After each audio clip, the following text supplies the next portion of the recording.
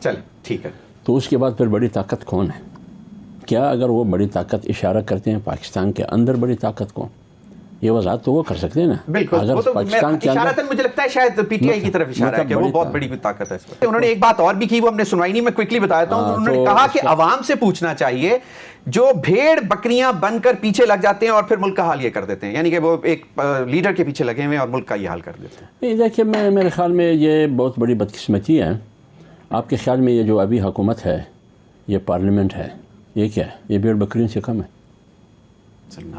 Parliament میں نہیں، دیکھو کون سا پارلیمنٹ میں یہ ہم بیٹھے ہیں. دیکھیں نا، اس پارلیمنٹ میں جو کچھ بھی ہو رہا ہے، کیا یہ پارلیمنٹ، پہلے یہ سوال اٹھتا ہے کہ 8 فروری کے الیکشن میں یہ جو پارلیمنٹ وجود میں ہے، جو پارٹیاں حکومت میں، یہ خدا کو حاضر ناظر جان کر ایک پارلیمنٹرین سے پوچھیے کہ یہ عوامی مینڈیٹ ہے؟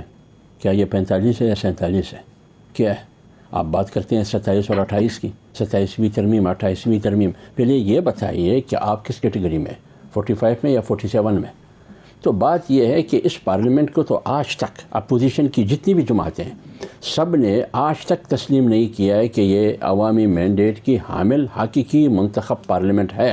پرسوں بھی مولانا صاحب نے کہا کہ اس ملک میں نہ سیاسی استحکام آ سکے گا، نہ معاشی استحکام ممکن ہے، نہ سیکورٹی استحکام ممکن. ایک ہی حل ہے اس ملک کا کہ اس ملک میں الیکشن کروایا جائے. ڈاکٹر صاحب نے بھی ایک بڑی تعریف کی مولانا فضل الرحمان صاحب کی، اور انہوں نے بھی، علی گور بلوچ صاحب نے بھی کہا کہ کم از کم اتنی سیاسی بصیرت تو آ گئی کہ آپ کو مولانا فضل الرحمان صاحب کو لیڈر مان لیا. حافظ حمداللہ صاحب، پہلی بات کا بھی کہ کیا آپ واقعی اتنی طاقت سے آئیں گے؟ پھر ڈاکٹر صاحب نے کہا کہ جو یو آئی فے کو بھی ساتھ آنا چاہیے، آپ کو لیڈر بھی مان رہے ہیں. اور علی امین گنڈا پور صاحب جو آج دھمکی لگا رہے ہیں کہ بس اب تو آئے، وہ کل یہ بات کریں. بنیادی طور پر 26ویں آئینی ترمیم میں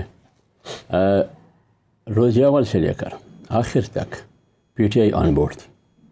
لاسٹ میں جب مولانا صاحب پارلیمنٹ جا رہے تھے تو اس وقت بھی علی گوہر صاحب اور مولانا صاحب نے مشترکہ پریس کانفرنس کی. وہ الفاظ بھی آپ دیکھیے. صحیح ہے، بالکل. تو مولانا صاحب کے کردار کی انہوں نے تعریف کی. ایک بات. دوسری بات یہ ہے کہ ابھی ریسنٹلی میرے خیال کل علی ظفر صاحب اور اسد قیصر نے کامران مرتضیٰ کے بقول کہ عمران خان صاحب کا ایک خیر سگالی کا یا زبردست مثبت پیغام مولانا صاحب کے پاس آیا ہے.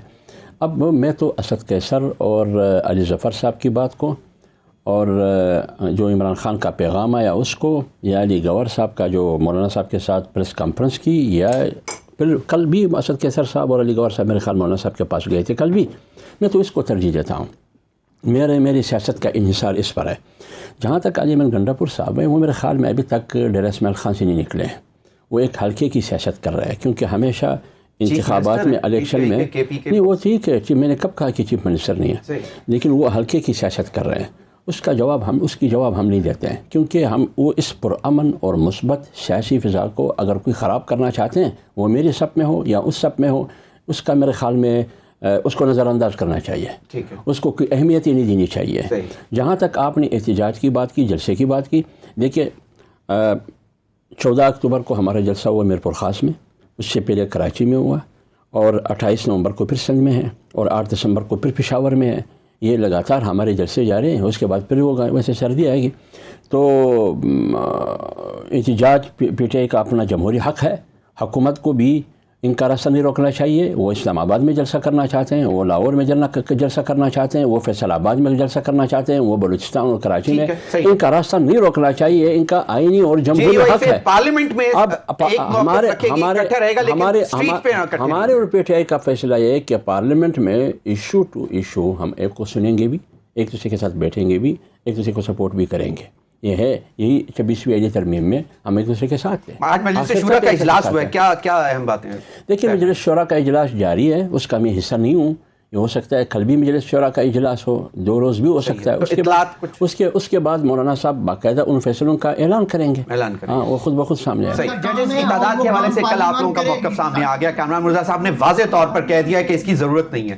کیا کہتے ہیں؟ دیکھیں 27ویں ترمیم آ رہی ہے، جب آئے گی دیکھتے ہیں. 27ویں ترمیم خط و خال تو آ گئے کہ ملٹری کورٹس کی بات ہو رہی ہے. اس میں کیا پھر وہ جو کل جو ایک بل پیش ہوا ہے، جہاں تک ملٹری کورٹس کی بات ہے، دیکھیے 26ویں آئینی ترمیم سے پہلے جو مسودہ آیا، جو 56 پوائنٹس کا تھا، اس میں یہ تمام چیزیں تھی. ہم نے اس وقت تسلیم نہیں کی. ٹھیک ہے. تو آپ کے خیال میں جب 27ویں میں آئے گی پھر ہم تسلیم کریں گے ملٹری کورٹ کو؟ سوال ہی پیدا نہیں ہوتا. تو اس لیے ہم کہتے ہیں کہ 27ویں ترمیم جب آئے گی تو اس وقت پھر اس پر بات کریں گے. اس سے پہلے ہم کیا کہہ سکتے ہیں؟ نہیں لیکن ججوں کی تعداد پہ تو آپ لوگوں کا پوائنٹ آف ویو سامنے آ گیا. وہ اس لیے تو آپ کو مجھے بتائیں کہ حکومت ڈری ہوئی ہے اس وجہ سے جج بڑھا رہے ہیں. دو باتیں. اگر حکومت کی دلیل یہ ہے، ایک ہی دلیل ہے حکومت کی، وہ کہتے ہیں کہ سپریم کورٹ پر کیسز کی بوجھ ہے، ٹھیک ہے، برڈن ہے. ٹھیک ہے. تو کیا لوور کورٹ سے لے کر ہائی کورٹ تک 27 سے 32 لاکھ کیسز ہے، صحیح، ٹھیک ہے، الماریوں میں پڑے، تو وہ وہاں اصلاح کرنے کی کوشش کریں. اور ہندوستان میں 1 ارب 25 کروڑ کی آبادی ہے، 33 جج ہے، وہ اس کو مینج کر سکتے ہیں. آپ 25 کروڑ کو 17 سے مینج نہیں کر سکتے ہیں. دنیا کی اس کے پیچھے نیت صحیح نہیں ہے، وہ اس اکثریت کو آپ لوگ